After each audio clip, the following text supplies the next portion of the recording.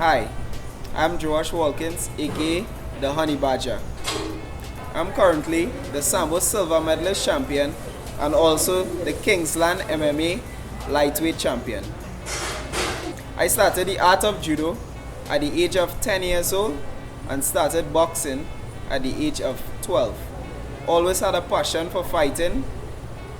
Just remembering the days my grandfather and we used to look at a lot of boxing, and from then I always wanted to be a world champion in boxing.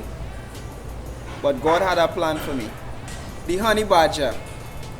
Actually, the honey badger is the most fierce animal in the animal kingdom. The honey badger really don't care. And having this name, the honey badger, I was named this by my strength and conditioning coach, Jeremy Taichu. Well, he know what he saw to give me that name. He know what he saw within me to call me the honey badger, and it's a great honor to be called the honey badger because the honey badger is a real warlord. And if I could actually live up to that name, the honey badger, trust me, the sky will be the limit. And I know the sky is the limit, and I know I will live up to that name, and one day I will be a champ, world champ in MMA and Sambo. And guess what? They are very intelligent. So having that name is really an honor, and I thank you, Jeremy Taichu, for seeing the honey badger within me, and hopefully I can manifest that name to Trinidad and Tobago and also the world. Joash the honey badger. Eventually, I was introduced to Sambo, which that happened 4 years ago, and I'm currently a professional mixed martial artist and pursuing to be the best of the best in the world in the fastest growing sport, which is MMA. I've been into martial arts for 15 years now, and my most memorable moment was actually at the Sambo World Championship in 2015. I placed second at the Sambo World Championship, and my most memorable fight actually was the gold medal match, which I lost by just 1 point. My passion was always to fight. And on November the 17th, 2000, I fought my first judo tournament, which was the national championship. I remember I had 4 matches, and I was the smallest person at that event, which I won all and was crowned the 2000 national champion. After that, I went on to win the championship 2 more years consecutively. From there, I had the opportunity to represent Trinidad and Tobago at my first Pan American Judo Junior Championship and CAC, where I brought back a CAC bronze medal for Trinidad and Tobago. From then on, my goal was to always represent Trinidad in the Olympics. That was always my dream. But due to lack of funding and lack of proper programs in place, that dream was just a dream. The reason for my dream just being a dream was due to the lack of funding from the government and poor programs. I believe the administrators, they didn't have any vision or anything like that. So me myself as a young athlete, I had to suffer. I met Jason Fraser at the age of 21. And when I met this guy, it was kind of awkward because I had just lost a match. But he saw the drive and he saw the passion within me. Even though it was a loss, to him, that loss was a win. And he walked up to me and said, "Young man, if I manage you, I will raise your hand as a world champion one day." And nevertheless, I didn't really take him on at the moment. But then again, he granted me the opportunity to represent Trinidad for the first time in mixed martial arts. And he told me, just win a medal for me. Just win that match. And out of 2 persons on a very large team, I was one of the persons that won my match, and the rest was history. From there, he granted me the opportunity to represent Trinidad and Tobago in our first Sambo championship, which took place in Cali, Colombia, where I won my first silver medal for Trinidad and Tobago. The love and the passion grew for Sambo. Then I went on to win a gold medal at Panama 1 year later. And at the first World Championship, this was a historic moment for myself and Trinidad and Tobago. In 2012, I placed 7th at the World Championship. From then on, I realized I had what it takes to fight the best, because actually at that tournament, I've fought the best, and actually I gave good account of myself.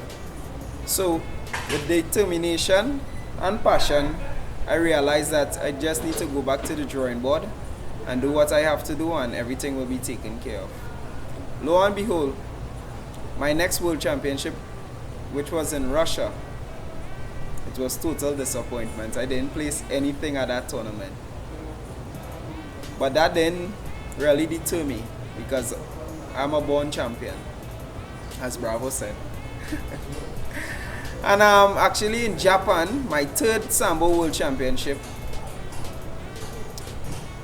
I had an opportunity for the bronze medal, and which I lost by just probably 2 points. My goodness, that was really devastating. Just to lose the bronze medal by 2 points. And actually it was to a younger guy. So I came back to the drawing board. I knew I had what it takes to be a true champion. Came back, put in the work, and then I went to Morocco, which I blew through everyone without conceding a point. I was the favorite at that tournament, but was stopped by the veteran. He's from Bulgaria. I can't remember his name at the moment, but I have been looking at this guy since my first World Championship back in Belarus, and to me he was a role model for me, because he have been hitting the podium all those years, and it was a great honor to stand before him and give good account of myself. And he actually almost lost the match. I had a deep submission in, and we rolled out of bounds, and that happened twice in that match. And I went out there, give it my best shot. My best shot wasn't good enough, but guess what, Trinidad and Tobago, the Honey Badger will be back. My mother, Phoebe Walkins, is actually my biggest fan. She has been supporting me from day one up to now. And actually, when I travel, and probably she travels sometimes with me, and when she doesn't have the opportunity to travel with me, she's really angry, because she always likes to be by my side. And if I'm in an arena and I'm fighting and the arena is making noise, my mother will be making more noise than everyone else in that arena. Trust me, her mouth is big like that, and I appreciate her. And my family also, they support me full on the go from day one to now, in whatever way. And for Trinidad and Tobago, my manager Jason Fraser, he has been on my side day and night. My training partners Jeremy, Teron, Dwayne, Martin, Karen, and others. Don't be vexed if I don't call their name, but my coaches Darren Vidal, Taichu, Dwayne Hines, and others, Rondell Benjamin. Thank you all for your support. Corporate sponsors, thank you my sponsors, Jared Silly, Easy Buy, INT International. Thank you all for your support. I believe in Trinidad and Tobago, they take sports for granted. Because a simple experience I had back in Brazil about 2 or 3 years ago. I've been to a military base, CFAN, which has all the Olympic sports and discipline. From swimming to diving, judo, boxing, you name it, track and field, and they had all these sporting disciplines, even gym, dormitory, kitchen, everything. They had it on just one compound. Whoever run that program over there, they had wrestling and all. Not WWE wrestling, but Olympic style wrestling that we went over there to partake in. And if Trinidad and Tobago could actually have a facility like that, if the government could really invest into a facility like that, that would be awesome for sportsmen and sportswomen in Trinidad and Tobago. Because to achieve greatness in sports, to get medals on a world level, you need to put heart and soul. You have to live it. It has to become part of your lifestyle. Most of the athletes in Trinidad and Tobago, we struggle because we have to go to our work. Like myself, sometimes I have to take my lunchtime and put it into my training. But that's what it takes for me to be successful. But in saying that, to be a professional athlete, we compete with other professional athletes who are just being a professional, who get paid to do their sporting discipline. Unlike us in Trinidad, most of us in Trinidad and Tobago. And I believe that is really the difference between being good and great. You really need that support from corporate sponsors. You need that support from the government. You need the support from someone to make it out here, because nothing can be done without money. And I think it has been so in Trinidad and Tobago for quite too long, and I think we could actually raise the level, and I believe we have the best athletes in the world. But with the right funding and the right proper programs and everything in place, I think we will have the 10 medals by the set time. But with all that, sad will be our portion. On the 30th of April, I will be fighting in Ruff N Tuff 3.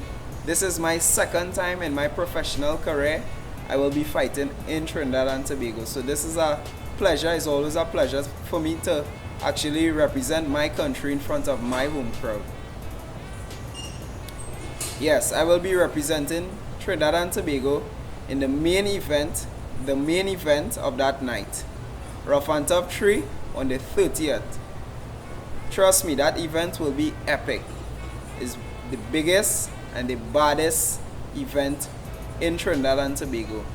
Come out and support all the young athletes, all the young aspiring athletes. All of us, we all one day want to be champ, and we all one day want to achieve greatness. So I'm urging Trinidad and Tobago to come out in your numbers and support the Honey Badger and the other local guys, and support us in our quest of achieving greatness.